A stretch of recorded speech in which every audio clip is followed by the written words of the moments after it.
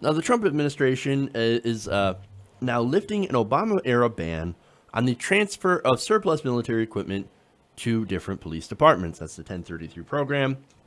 Now, the new plan, outlined in documents obtained by the USA Today, would roll back the Obama administration executive order that blocked armored vehicles, large caliber weapons, ammunition, and other heavy equipment from being repurposed from foreign battlefields to the local streets in America.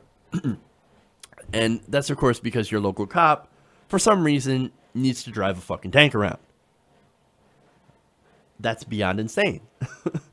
Look, here's the reason why they don't need tanks. We're not in fucking Fallujah, okay? The police are not fighting in a place like Raqqa, okay? Why in the hell do our local cops need these kinds of weapons and equipment? I don't understand. Now, they claim that the administration's actions would restore the full scope of a long-standing program for recycling. Hey, look, we're doing the right thing. We're recycling. I thought you liberals love it when we recycle. Yeah, we mean plastic cans and bottles, not MRAPs, Bearcats, and guns. Okay. But no, they say this is life-saving gear. They also said, along with restoring the full scope of grants used to purchase this type of equipment from other sources. Now, that's also really important. So these grants, well, they can go purchase this type of equipment from where? Defense contractors. So this is another way for defense contractors to get rich off government money. Now, according to, and this is great, according to an administration summary, the new program recently circulated to some law enforcement groups, assets that would otherwise be scrapped can be repurposed to help state, local, and tribal law enforcement better protect the public safety and reduce crime. Amazing, right? That's super, super brazen, and actually incredibly wrong. Look, I said tanks earlier, right? Now, did I mean literal tanks? I don't know. Pretty close, right? These departments had mine-resistant vehicles. Now, look, say what you will about Chicago, right? There are no IEDs being set off in Chicago streets. Why do you need a Bearcat? Why do you need a mine-resistant vehicle? If you're in any city, whether it be Atlanta or Detroit or Chicago, even in places where there is a high crime rate and high murder rate, you don't need a mine-resistant vehicle. Look, you know what this sends the message of, right? That the government is essentially acting like an occupying force. Because they look like they're about ready to invade Fallujah. Or whatever, right?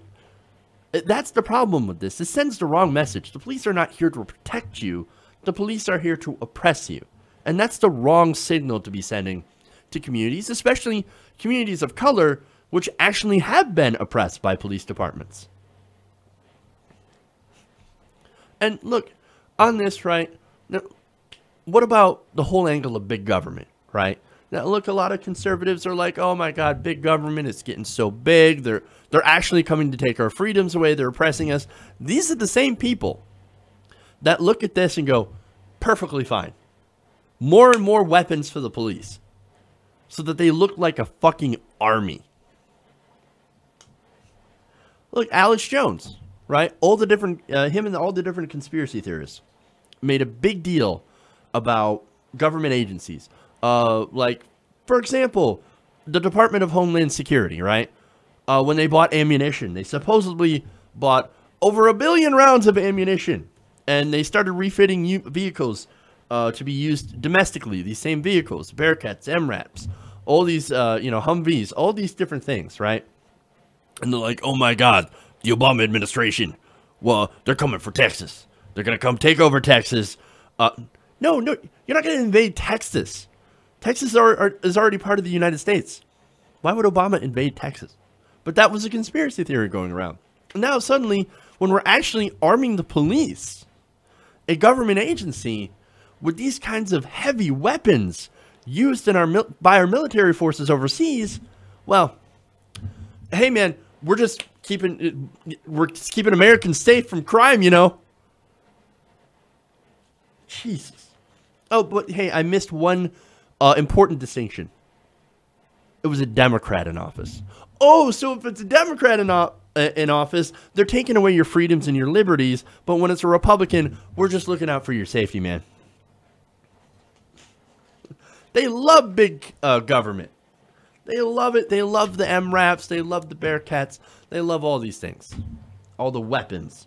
They love the fact that our troops, that our police officers look like soldiers. But hey, Jeff, Blue Lives Matter. Blue Lives Matter. Look, all I'm trying to point out is the level of inconsistency I have here. Okay? This is the police state. It is here. This is not hypothetical. This is representative of the police state. And yes, it will be used, as it was before, primarily against people and communities of color, as we have always traditionally used it. But also, it gets expanded. I mean, we've seen it being used against Native Americans at Standing Rock. We've seen it against left-wing groups, protesters. Police told to stand down in these different areas in Charlottesville. So, look, anytime you have a protest or a march, well, now you better be prepared for these police departments to go out there and intimidate them with these weapons, to intimidate them out of practicing their First Amendment rights. Okay? And this is despite arguments being used against having this equipment be given to our police departments. In fact, while Obama was debating ending the 1033 program, which he ultimately did, he actually got a lot of opinion from police unions and groups, but also police departments themselves. Now, a lot of groups ended up arguing in favor of this.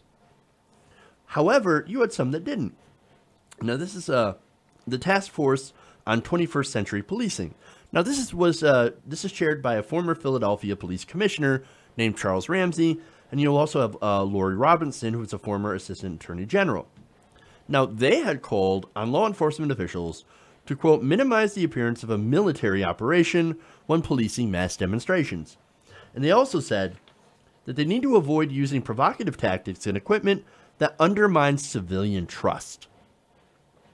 Well, unfortunately, that is over in this world because they claim that much of the equipment provided through the 1033 program is, quote, defensive in nature, that protects officers in active shooter scenarios and other dangerous situations. But again, look, they're using this on peaceful protesters. They pull up and we saw this during Ferguson. They pull up in these giant, tank vehicles, right? Treaded vehicles with guns, sniper rifles, pointed at peaceful protesters who don't have weapons. I don't know what you call that, other than occupying force, other than trying to intimidate people out of their rights. That's what we're doing here in America, okay? And they're continuing to do this. That's not defensive in nature, okay? Now, according to USA Today, they claim it's defensive in nature just to protect our officers, right? But some of the previously banned equipment that may be brought back includes tracked armors vehicles, bayonets, and grenade launchers,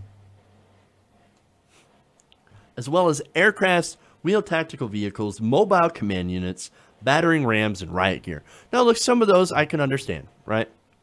But, look, you can decide whether or not a grenade launcher is defensive in nature. I'm pretty sure you'll come up with the same conclusion that I have. But for me, look, this is fair. This is pretty clear, right? The police state, it's back in action. Not that it really left all that much, but now, under President Trump and his supposed law and order, it's going to get much worse from here. Hey everybody, thanks for watching this video. If you want to see more like this, please hit the subscribe button below. And if you want to support truly independent progressive media, please consider becoming a patron at patreon.com/TYTNation.